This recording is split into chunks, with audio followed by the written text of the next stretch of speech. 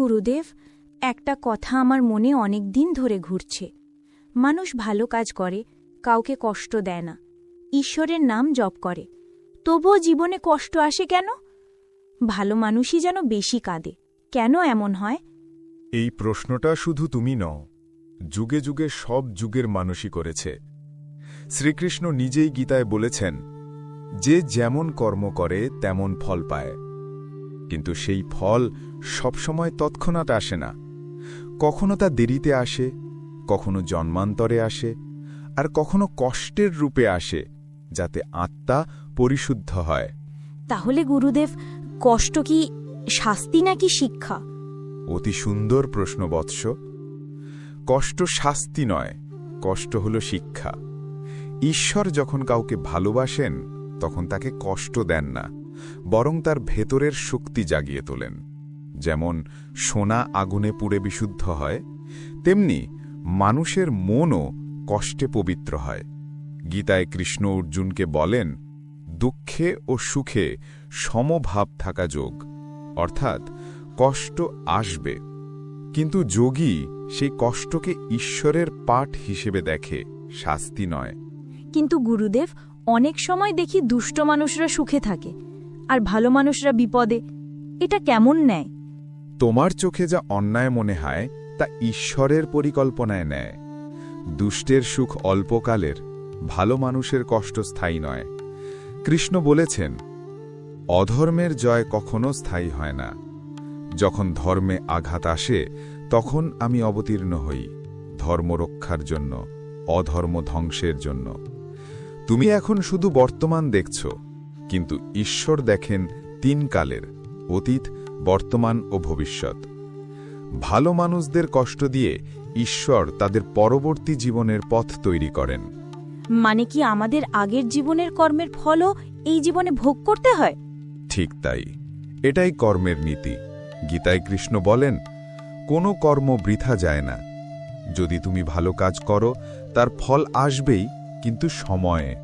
তেমনি আগের জন্মের কোনো অসম্পূর্ণ কর্মের ফলও এখন ভোগ করতে হতে পারে। তাই ভালো মানুষরাও কখনো কষ্ট পায়, কারণ তারা সেই পুরনো কর্মের শোধ করছে।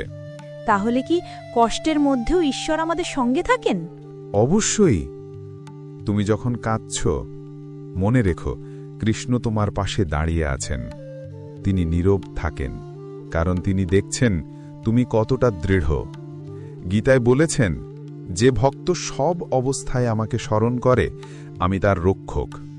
অর্থাৎ তুমি যদি সত্যি ভক্ত হও, তাহলে ঈশ্বর তোমার কষ্টে তোমার হাত ধরে থাকেন, যদিও তুমি সেটা টের পাও না। গুরুদেব, তাহলে আমাদের কষ্টের সময় কি করা উচিত? কষ্টের সময়ে প্রথম কাজ অস্থির হওয়া নয়। কৃষ্ণ অর্জুনকে বলেছিলেন, ক্ষত্রিয়ের ধর্ম যুদ্ধ, কিন্তু জয় পরাজয় নয়, কর্তব্যই মুখ্য। তুমি তোমার কর্তব্য করো, ফল ঈশ্বরের হাতে ছেড়ে দাও। যে কষ্ট দিচ্ছে তাকেও ক্ষমা করো, কারণ সে কেবল তোমার কর্মফল পৌঁছে দিতে এসেছে। একটা কথা মনে রেখো, ঈশ্বর তোমাকে কষ্ট দিয়ে হারাতে চান না, তোমাকে বড় করতে চান। গুরুদেব, আপনি বলছেন কষ্ট আসলে আত্মাকে বড় করে, কিন্তু কষ্টের মধ্যে শান্তি কিভাবে পাওয়া যায়? যখন তুমি কষ্টকে গ্রহণ করবে ঈশ্বরের ইচ্ছা হিসেবে, তখন শান্তি আসবে। শান্তি বাইরে নয়, ভেতরের ঈশ্বর স্মরণে।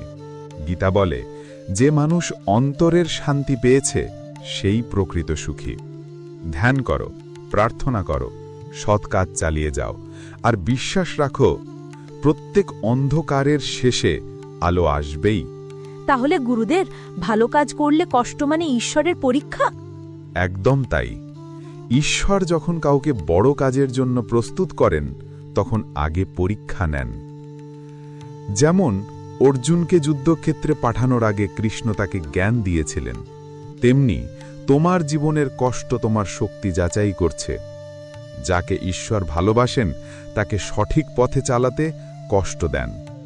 এই কষ্ট শেষ হলে তোমার হৃদয় হবে নির্মল, মন হবে স্থির, আর আত্মা হবে মুক্ত। গুরুদেব, এখন বুঝতে পারছি কষ্ট মানে অভিশাপ নয়, আশীর্বাদ। যদি আমি সেটা গ্রহণ করতে পারি, তবেই আমি ঈশ্বরের পথে চলছি।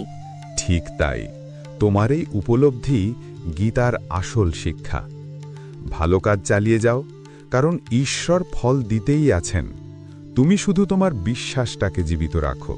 যেমন কৃষ্ণ বলেছেন, যে আমার ওপর পূর্ণ বিশ্বাস রাখে আমি তাকে কখনো ত্যাগ করি না।